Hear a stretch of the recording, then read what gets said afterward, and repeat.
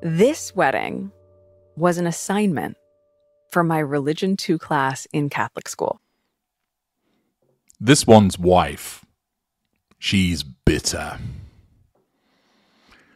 When you live a lonely life, even the days prefer the night, keeping step to the heart's offbeat on the often empty streets. Hate fills the kingdom that surveyed. The innocent turn their heads away.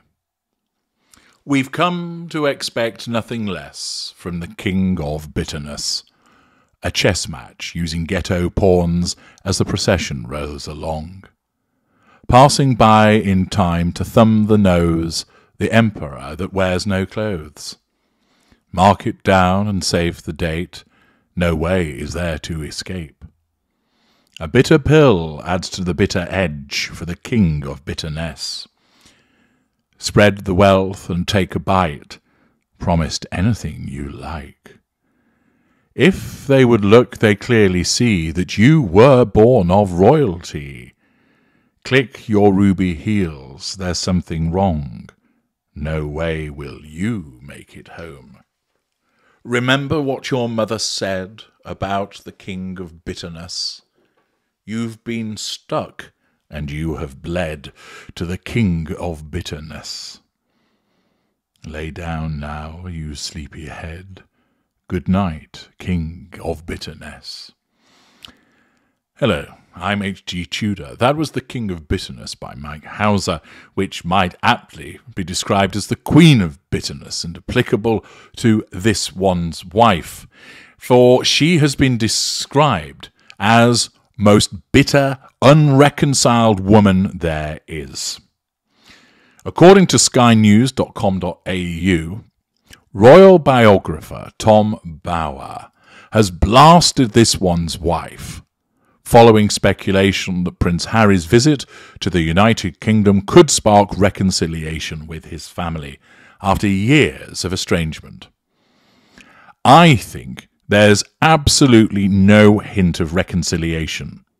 His wife is the most bitter, unreconciled woman there is, Mr. Bower told Sky News Australia host Piers Morgan. He will be told, in any case, there is no future for him. Is this an accurate description of this one's wife? Is she a bitter individual? In some respects, she absolutely is. Her narcissism causes her, through the revision of history, to be bitter about the experience that she had with the royal family. If one looks at it objectively, what did we have? A mediocre, unheard-of woman who was an actress in the United States. Some people knew about her because of Suits. For everybody else, they hadn't the slightest who she was. She was earning a reasonable living, but her position at Suits wasn't being renewed, and therefore she was plunged into the uncertainty that many in the acting profession have. How would she pay her bills? How would she remain accustomed to the improved lifestyle that she had enjoyed as a consequence of a decent salary that she had obtained from Suits? What would the future hold for her? And then, jackpot, the winning lottery ticket. She was able to ensnare a dopey prince. Unable to recognise what she was, bowled over by her false flattery and lashings of spicy poontang, he fell for it. His own emotional vulnerabilities and emotional thinking conspired to ensure that he was unable to see what it was that was wrapping its tendrils around him. And thus she was catapulted onto the world stage. Notwithstanding reservations, she was welcomed into the royal family. She was given a staff to assist her integration. She was briefed by Harry as to what to expect. She was given a warm welcome by all. The British public, by and large, welcomed her. She had a multi-million-pound wedding that was televised around the world. For this Richter-grinned narcissist, This was pay dirt. Not only was she able to control millions of people, she was drinking in lashings of fuel, both proximate, for instance from Prince Harry, and then also from those tertiary sources that were cheering her on her wedding day, applauding her and hip hurrahing her. Alongside that came privilege. Alongside that came fame. Ideal platforms that would enable her to continue to give the prime aims a good old seeing too. She was made. She was set for life. Except she wasn't. As I have explained to you on multiple occasions, her narcissism was able to get her into this position, but it wasn't able to keep her there. And rather than harness the institution which had given her a massive boost, she fought against it. Because when it told her no, rather than accept that and think of an alternative way of working around it, she stamped a cloven hoof, swore, screamed, ranted, bullied. And thus, more and more tales of her behaviour began to leak out.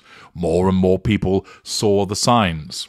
There were those of us, such as me, who saw it from a very early juncture. And thus, she was unable to control the institution directly, which caused her to then have to smear it from afar and retreat to assert control from a position of withdrawal. And that has turned her into a bitter individual.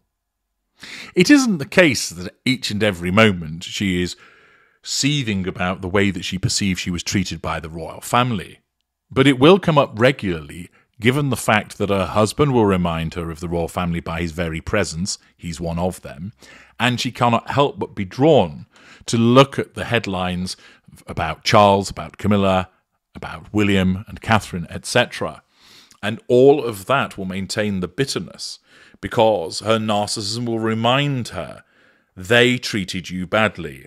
Even though they didn't, through her distortion field, she believes that she was badly treated. She believes that she was the victim, that she was the one that was made to cry.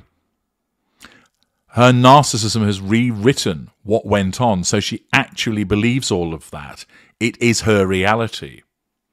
If you were to present evidence that contradicts that, it simply doesn't compute. There's something missing within her that causes her to be unable to realize that something different happened.